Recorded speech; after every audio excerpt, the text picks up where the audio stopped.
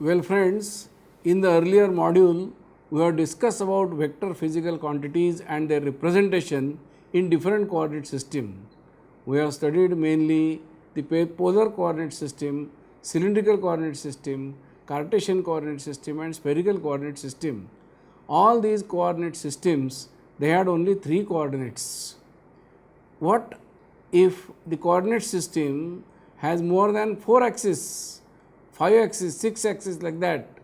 So, if in general we are having a coordinate system having more than 3 axes, how to represent a vector quantity? Further, if the vector quantity undergoes a change in coordinate system, how to account for such a change when viewed from another coordinate system? There are many such issues whenever we consider coordinate transformation in different coordinate systems. This issue has vital importance in calculus, and that is why we are going to study it in this module. The issue is known in literature as contravariance and covariance of physical quantities. If the coordinate systems are not orthonormal, orthonormal means the axis they are perpendiculars and the unit vectors they obey the normal laws of scalar product and vector product. In such a case, we have to search for some alternate mathematical tool. So, in this module, we are going to study about such tools and techniques also. This issue finds its origin in the 19th century in the study of algebraic invariant theory and has many applications in the fields of digital signal processing, digital image processing, statistics and many others. The knowledge about this issue is quite but essential for understanding the topics like Einstein's theory of relativity, and that is why we are going to study this topic. In the literature, if you refer, this topic has been discussed with much more mathematical rigor. However, in this module, we are going to study it quite at elementary level. Objectives. In this module, you will be able to understand the concept of contravariant and covariant vectors and know about the symbols, conventions and related terminology. You will also understand analytical and graphical methods to obtain covariant and contravariant components of a given vector. In addition, you will come to know about the application areas of covariant and contravariant vectors.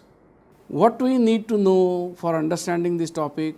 We should know the terms like coordinate system, components of a vector, unit vectors, gradient, etc.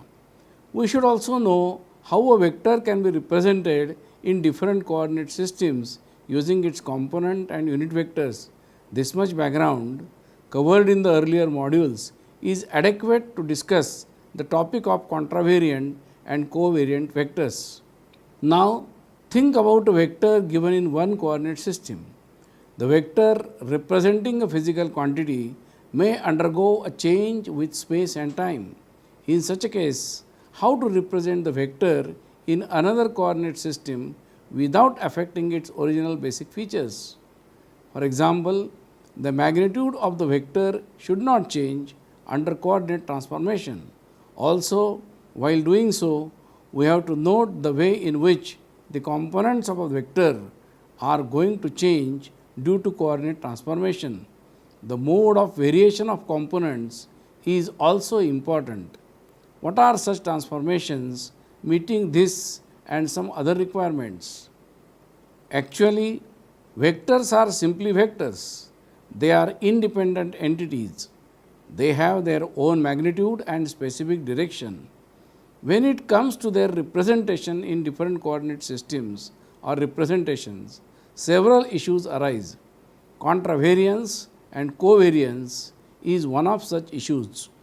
Whenever we say contravariant or covariant vectors, it be noted that we are referring to the way in which their components vary in the two representations. let us discuss about some important aspects of these two types in brief. Before we discuss what is meant by contravariant and covariant vectors, let us see what we understand by the two words. When we find somebody using the phrases like controversial situation, controversy in the argument, etc., we immediately have a feeling of something happening exactly opposite to the expected one. On the other hand, words like cooperation, coordination give us a feeling of some helpful act or friendly behavior, isn't it? Is there something like this associated with the phrases contravariant and covariant vectors? Keep this point in mind and try to get the answer while studying this topic. We may think of algebraic functions to understand meaning behind these terms. As an example, consider a sinusoidal waveform y is equal to f of x is equal to a sin x. If x is incremented slightly in the forward direction, then the graph of f of x shifts in the backward direction. Any decrement in the value of x in the backward direction will shift the graph in the forward direction. Thus, we know that the shift of the graph of f of x is exactly opposite to the change in variable x. As against to this example, we can generate algebraic functions which respond in the same way as change in the variable x. Can you try on your own? Now the question is, if we have algebraic function showing such behavior, can we not find vector quantities showing such behavior? The answer is yes, definitely yes. In support of this, let us discuss about two physical quantities, namely linear velocity v and the potential gradient d phi by dx. For simplicity in understanding, let us consider the quantities in one dimension only. Have a look at the variation in the magnitude of each of the two quantities due to change in scale of the distance. Careful observation will reveal the fact that when the distance scale is reduced from meter to centimeter, the magnitude of the velocity is increased, while an increment from meter to kilometer in the distance scale causes a reduction in magnitude of velocity. Thus, the magnitude of velocity changes exactly in opposite way to the change in distance scale. We describe this fact by saying that linear velocity is a contravariant vector quantity. Now, let us have a look at the contents of the table regarding potential gradient d phi by dx. Here we observe that when the distance scale is decreased from meter to centimeter, the magnitude of the gradient also gets decreased. When the scale is increased from meter to kilometer, the magnitude of potential gradient also gets increased. Thus, the magnitude of potential gradient varies in accordance with the change in distance scale. We describe this fact by saying that potential gradient is a covariant vector quantities. Can you think of some more examples of contravariant and covariant vector quantities? Many examples of contravariant and covariant vectors can be found in literature. For example, all normal vectors such as displacement or any derivative of position vector with respect to time such as velocity, acceleration, etc. are contravariant vectors. Gradient of any scalar function is a well-known example of covariant vectors. Rather, any vector physical quantity which varies inversely with distance is a covariant vector. The term covariance and contravariance were introduced by James Joseph Sylvester in 1853 in order to study algebraic invariant theory. Several ways exist to describe contravariant and covariant physical quantities. Mathematical analogies also may help in understanding the terms in an easier manner. For example, note the following definitions. Definition 1. Under a transformation of coordinates, the physical quantity which transforms like coordinate differential is called as contravariant physical quantity. Definition 2. Under a transformation of coordinates, the physical quantity which transforms like the gradient of a scalar quantity is called as a covariant physical quantity. What is the meaning of the term coordinate differential used in definition 1? Let us refresh our knowledge about it in brief. Consider a continuous function y of multiple variables x1, x2, x3, etc. up to xn. That is, let y is equal to f of x1, x2, x3, etc. up to xn. Incremental change in the values of continuous variables x1, x2, x3, etc. up to xn will cause the net change in y, which is given by dy is equal to dabba y by dabba x1 into dx1 plus dabba y by dabba x2 into dx2 plus etc. The scalar quantity dy is called as total differential of y, while the quantity dxk is called as the differential of the coordinate xk. The partial derivative dabba y by dabba xk represents the sensitivity of y with respect to variable xk. It is also called as gradient of y with respect to xk. There are different ways in which the terms contravariant and covariant can be found to be explained by different authors. It be noted that with change of coordinate systems, the components of the vector may change. However, the magnitude and direction of the given vector do not change. Let us see another way of describing the contravariant and covariant vector. For simplicity, let us select two-dimensional representations, that is coordinate systems, namely s and s dash. Let x, y be the coordinates of a point in S and x dash, y dash be the coordinates of the same point in S dash. How x dash, y dash and x, y are related with each other? There are mathematical methods for obtaining such relations. We know that any increment in value of x and y will contribute to the value of x dash and y dash. For this, we have to account for the rate of change of x dash and y dash with respect to x and y. Taking into consideration this point, the new coordinates can be mathematically obtained as shown. This type of transformation is called as the contravariant transformation. The other way is as shown. This type of transformation is called as covariant transformation. Note that the coefficients of x and y in the contravariant and covariant transformations are reciprocals of each other.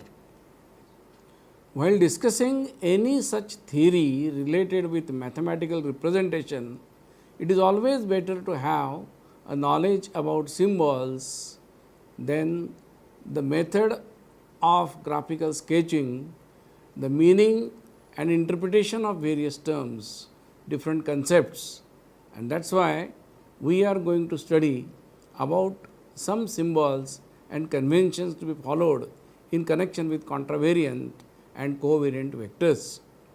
We use coordinate systems. The Cartesian coordinate systems generally is represented by x, y, z axis and the coordinates are given by x, y, z.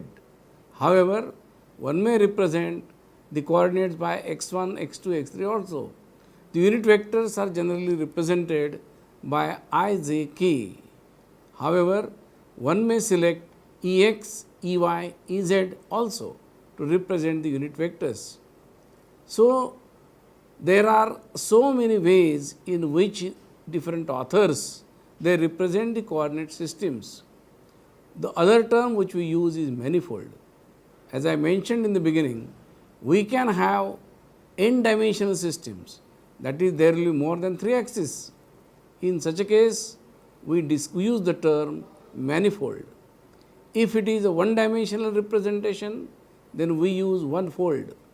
If it is two dimensional, that is 2 axis, then it is called as a two fold. 3 axis, three fold. In general, if the representation or the coordinate system has n axis, then it is called as a n fold.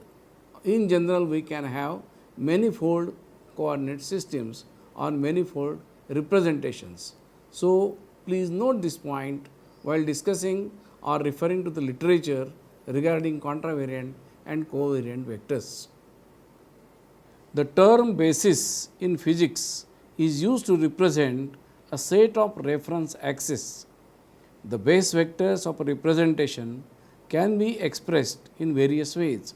For example, one may use I1, I2, I3 instead of I, j, k as the basis for Cartesian coordinate system. However, generally the base vectors for other systems are represented by a letter E with suitable index I, j, k, etc. as a superscript or subscript. Base vectors need not necessarily be unit vectors in conventional sense. Let us see the conventions used to represent components of contravariant and covariant vectors. The contravariant components of a vector, say v cap, are represented with upper indices. The covariant components of vector, say v bar, are represented with lower indices. A vector v in terms of its contravariant and covariant components is written as shown. Covariant vectors are also known as one form. In linear algebra, covariant vectors are represented by row vectors, while contravariant vectors by column vectors. In quantum mechanics, the covariant vectors are associated with the notation known as bra vectors, and the contravariant vectors are associated with the Kate vectors. See the representations. The inner product of a vector with itself is expressed using contravariant and covariant vectors as shown. Note that the base vectors in contravariant and covariant forms form a pair of reciprocal vectors, while their inner product is 1. Inner product is also known as dot product or scalar product in physics. Reciprocal vectors. Two vectors A bar and B bar are said to form a pair of reciprocal vectors if their inner product is 1. The coordinate system is said to be orthogonal if the inner product of any two base vectors is 0. If in an orthogonal coordinate system, the inner product of every base vector with itself equals unity, then the coordinate system is said to be orthonormal. Curvilinear coordinate system is a coordinate system in which the coordinate axis may be curved. Well-known examples are plane polar, spherical and cylindrical coordinate systems. Generally, x, y, z or x1, x2, x3 represent Cartesian coordinate system. Any system of coordinates other than Cartesian is represented in general by using some other letter, say q. The mathematical functions relating the coordinates of a point in one coordinate system to those in another coordinate system are called as transformation relations. As an example, the transformation relations for Cartesian and cylindrical coordinate systems are as shown. In the module on coordinate systems, we have seen such relations. When we describe the same thing using two different representations, some quantities must remain invariant, that is unchanged. The transformation relations used must take care of this fact. For example, magnitude of the electric charge speed of light or temperature at a point should not change with change in coordinate system. Such quantities are known as invariants under those transformations. Inner product is an example of such an invariant quantities. It will be observed that whenever the components of a contravariant vector transforms in one way, the components of the corresponding covariant vector transforms in an inverse way in order to leave the invariant quantities associated with the vector unchanged due to transformation. Now, let us see how to obtain contravariant and covariant components of a given vector geometrically. For understanding the procedure, we will use system of two axes in a Euclidean space. Let it be required to obtain the contravariant and covariant components of the vector t in a coordinate system with axes OB and OC. Let the given vector, say t bar, be as shown. Note the coordinate system with axes OB and OC. Through O, draw a vector OP bar parallel and equal to t bar. Now, for determination of contravariant components, through P, draw lines parallel to OB and OC, meeting OB in M and OC in N. Then, OM and ON represent the contravariant components of the vector t along OB and OC respectively. To obtain covariant components, through P, draw PQ and PR perpendicular to OB and OC, meeting them in Q and R respectively. Then OQ and OR represent the covariant components of the vector t along OB and OC axis respectively. Generally, we deal with orthonormal coordinate systems such as rectangular, spherical or cylindrical. In such representations, the distinction between the two types of vectors is not so clear.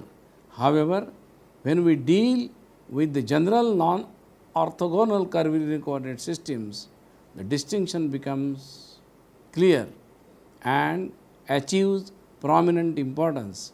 Let us see some important points related with such curvilinear coordinate systems. Again, for understanding purpose, let us consider a two-dimensional curvilinear coordinate system. Consider a point P in this system with q1 and q2 as the coordinates of the point P. Then q1 equal to constant will generate a curve S1. Draw tangent and normal to this curve at point P. Now consider q2 equal to constant. It will also generate another curve, say S2. Draw tangent and normal to this curve at P as shown. Thus, we have the diagram as shown. Now, consider a vector PA bar equal to V bar. We know how to resolve a given vector along a specified direction. Accordingly, the vector V can be resolved by drawing perpendiculars on tangent vectors E1 and E2 to get the components V1 and V2 respectively. These components are the contravariant components of V. The vector V in terms of its contravariant components can be represented as shown. The vector V can be resolved along the normals to get the components V1 and V2 respectively. These components are the covariant components of V. The vector V in terms of its covariant components can be represented as shown. Compare the two representations of the same vector V. In brief, it be remembered that the contravariant components of a vector are obtained by projecting on the coordinate axis, that is along tangents, while the covariant components of a vector are obtained by projecting on the normal lines to the coordinate hyperplanes. Theory is better understood with the help of numerical exercises. So, let us have a small numerical exercise to understand how to obtain the contravariant and covariant components of a given vector in normal orthogonal representations. Please note the steps and design your own problems on similar lines. The problem reads like this: given a vector a bar is equal to 3i plus 2j, obtain its contravariant and covariant components in the basis E1, E2, E3, where E1 is equal to 4i plus j, E2 is equal to 2i plus 3j, and E3 is equal to k, wherein I, j, k are the unit vectors in Cartesian representation. Note that the given basis forms orthogonal coordinate system. This is because the dot product of at least one pair of two different base vectors is non-zero. It is an easy job to obtain the covariant components of a given vector. They can be obtained simply by evaluating the dot product of the vector with base vectors as shown. However, the determination of contravariant components and the corresponding base vectors needs some numerical computations. Try to understand the steps used in solution for this purpose. We need to evaluate the scalar triple product of the given base vectors, which is to be used further in computation of the contravariant base vectors. Note the order of cyclic shift of rows in the vertical direction in the determinant used while computing the base vectors EI. Thus, knowing the contravariant base vectors E1, E2, E3, we are in a position to compute the contravariant components of the given vector. These components can be obtained by evaluating the scalar product of the vector A with the contravariant base vectors as shown. Thus, finally, we have the solution as shown. Using the computed values, we can verify the fact that the vectors represented using contravariant and covariant forms match with the given vector as shown. Also, we can verify that the contravariant and covariant base vectors pairwise form the system of reciprocal vectors. This can be confirmed by showing that the dot product or inner product of respective pair of base vectors in the two representations equals unity. Can you try to plot all the vectors involved in the solution on a graph paper? XY plane can be a good choice for the same. Verify your answer with the one shown here.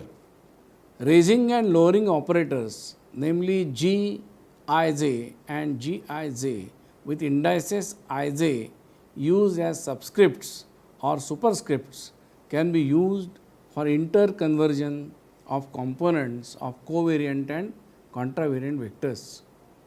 For example, if we know covariant components ai of a vector A, we can obtain its contravariant components A superscript I using the relation as shown.